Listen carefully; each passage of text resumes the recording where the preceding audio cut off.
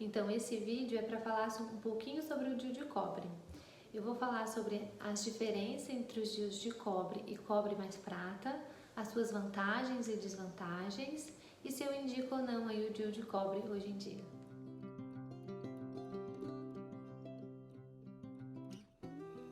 Então, o DIU de cobre é o DIU livre de hormônio.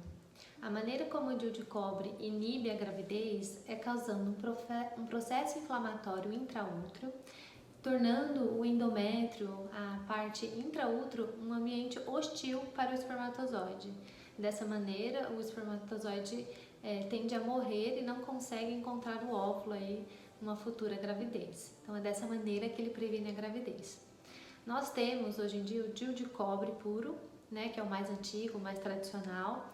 Ele tem duração aí de 10 anos e tem alguns modelos um pouco menores para úteros que são pequenos, que duram um pouco menos de tempo, 3 anos ou 5 anos. E o que a gente tem de mais novo é o DIU de cobre mais a prata. Então a prata, ela vem para ajudar a diminuir um pouco os sintomas do DIU de cobre. Alguns estudos então mostraram que a prata associada ao cobre, ela não deixa ter um sangramento muito aumentado e também diminui um pouco a cólica, que são sintomas que podem acontecer em quem usa o DIU de cobre somente. A gente não tem muitos estudos respaldando isso, mas alguns poucos estudos mostraram, então por isso a associação. O DIU de cobre mais prata, ele dura 5 anos aí, então tem essa diferença. E o DIU de cobre ele pode durar até 10 anos. Bom, então a vantagem que a gente tem quando a gente usa um método não hormonal, o que é? A mulher ela tem aí toda a sua percepção do seu ciclo. Então ela consegue perceber o seu período ovulatório, o seu período pré-menstrual, né? Saber mais exatamente quando será aí a sua menstruação. Coisa que a gente não tem quando a gente usa um método hormonal e nem os DIUs hormonais aí, por exemplo. Então essa seria uma das maiores vantagens aí em relação ao DIU de cobre, que não tem hormônio.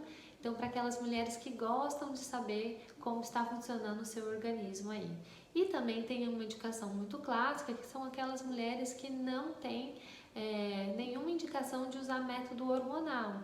Então, pacientes que já tiveram, por exemplo, câncer de mama, a gente tem as contraindicações clássicas aí do método hormonal. Então, aí o DIU de cobre é mais indicado para essa mulher.